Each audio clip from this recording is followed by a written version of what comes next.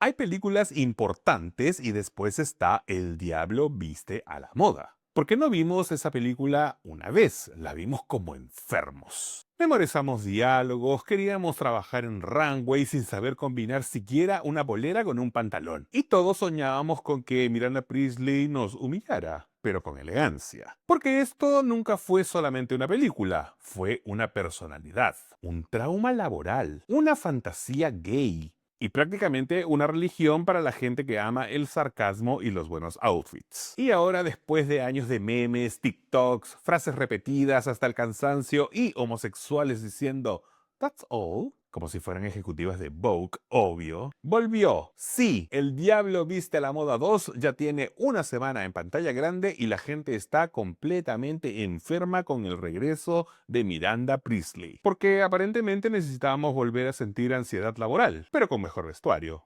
Obvio. Así que hoy en Homo Datos vamos a hablar del fenómeno de la primera película. ¿Por qué Miranda sigue siendo tan icónica? ¿Qué pasó con la secuela? ¿Y por qué Internet está actuando como si hubiera vuelto Jesucristo? Pero con lentes oscuros y cartera Chanel.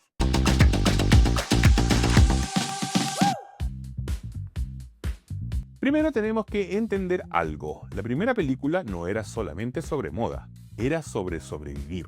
Sobre entrar en un mundo donde todos parecen mejores que tú, donde todos saben cosas que tú no sabes, donde tienes que verte exitoso aunque estés emocionalmente destruido. Y yo creo que eso conectó demasiado con la gente LGBT, porque muchas personas queer entienden perfectamente lo que es construir un personaje para encajar. Andy literalmente entró a un mundo donde no pertenece y lentamente empieza a cambiar. Se viste distinto, habla distinto, camina distinto, empieza a perder amigos y empieza a transformarse. Y Miranda aparece como esta figura casi monstruosa pero elegantísima. Porque Miranda no gritaba, no hacía escándalos, te destruía psicológicamente con una mirada. Y eso era muchísimo más poderoso. Además, la película tiene diálogos demasiado buenos. La escena del suéter azul, cuando Miranda llegaba a la oficina, cuando Emily colapsaba, Andrea perdiendo completamente la cabeza. Todo se volvió meme. Y mientras más años pasan, más gente entiende algo horrible. Miranda tenía razón demasiadas veces.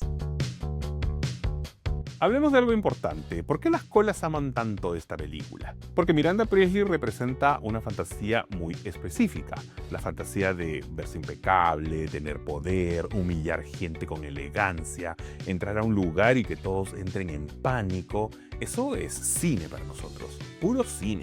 Porque Miranda Priestly probablemente es una de las mujeres más icónicas de la historia del cine. Y el problema es que mientras más viejo te pones, más la entiendes. Cuando uno veía la película de joven decía, hija culia pesada, weón. Pero después trabajas, después tienes jefes, después tienes reuniones y después terminas contestando correos un domingo.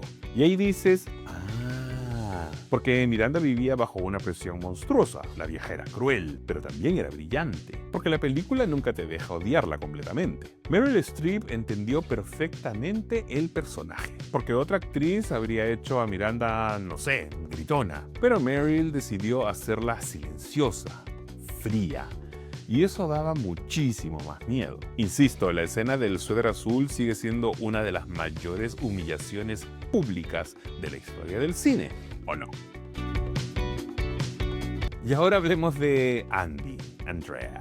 Todos amamos a Miranda, pero la protagonista siempre fue Andy Sachs. Y creo que una de las razones por la que tanta gente conectó con la primera película es porque todos hemos sido Andy alguna vez. Entrar a un lugar donde sientes que no perteneces, sentirse ordinario, sentirse atrasado, sentirse menos interesante que el resto y lentamente empezar a cambiar para sobrevivir. Porque Andy no solamente se cambia de ropa, Andy cambia de personalidad. Empieza a hablar distinto, camina distinto, empieza a mirar a la gente distinto. Y la película juega constantemente con esta pregunta. ¿Hasta qué punto cambiar para triunfar? Sigue siendo tú. Anne Hathaway hacía perfecto ese papel porque Andy era simpática, pero tampoco era inocente.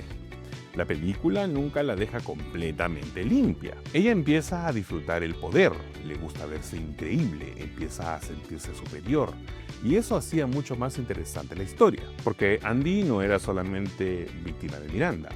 Andy también se estaba convirtiendo lentamente en parte de ese mundo. Y eso en la secuela se siente mucho, porque ahora no estamos viendo a una chica perdida tratando de sobrevivir. Estamos viendo a una mujer que ya vivió el sistema. Eso cambia completamente la energía del personaje, porque Andy ahora ya sabe cómo funciona el juego, y creo que ahí está una de las cosas más interesantes de la secuela. Ver cómo una persona que antes admiraba y tenía ese mundo, ahora tiene que enfrentarlo desde otro lugar. Ver nuevamente a Andy y a Miranda compartiendo pantalla da nostalgia inmediata, porque por mucho que Miranda sea el ícono, la película nunca habría funcionado sin Andy. Ella era literalmente nuestros ojos dentro de ese universo. Y bueno, pasaron los años, 20 para ser exactos. La película nunca murió. De hecho, TikTok prácticamente revivió El Diablo Viste a la Moda para una generación completa que ni siquiera había nacido cuando salió la película. Y ahora llega la secuela, y la pregunta es, ¿cómo continúas una película que ya se convirtió en cultura pop? Porque Miranda ya no es solamente un personaje, es un ícono. La gente cita frases de Miranda como si fueran versículos de la Biblia, entonces regresar tenía sentido. Porque el mundo cambió muchísimo, ahora las revistas están muriendo, los influencers mandan, TikTok decide las tendencias, Instagram destruyó la moda tradicional, y todo el mundo quiere viralizarse. Incluso yo.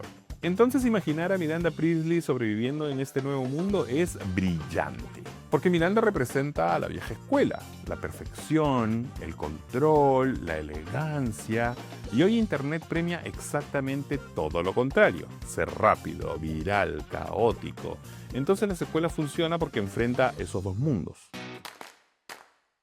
La gente no volvió solamente por nostalgia, volvió porque quería ver nuevamente a Miranda mirando a gente con desprecio, a Emily siendo insoportable, outfits ridículamente caros, oficinas gigantes y ese estrés corporativo premium. Además hay algo muy importante, la película envejeció de una forma muy rara, porque antes todos querían ser Miranda, ahora la mayoría dice esa oficina era tóxica. Y tienen razón.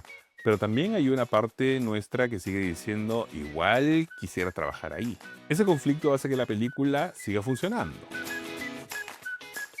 La mejor parte de la secuela es imaginar cómo sobrevivió Miranda a Internet. Porque imagínense, Miranda teniendo que lidiar con influencers llorando en TikTok, gente funada cada 3 días, tendencias que duran 15 minutos y personas haciéndose famosas con ASMRs y toda esa wea. Miranda se moriría, o peor, se adaptaría. Eso da más miedo todavía. Porque Miranda no fue solamente una editora, era una depredadora corporativa. Y probablemente seguiría siendo la mujer más aterradora en cualquier habitación.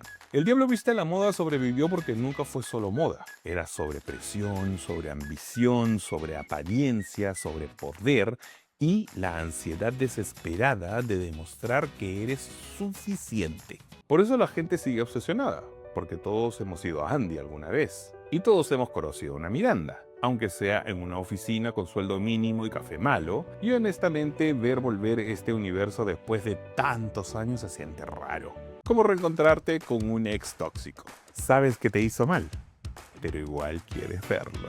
Y si te diste cuenta, casi no hablé de Nigel o de Emily. Tu tarea es ver la película y saber qué pasó con esos personajes que también son parte del alma de El Diablo Viste a la Moda. Yo soy Alexis y esto fue Acá Estamos. ¡Chao! No te olvides de comentar.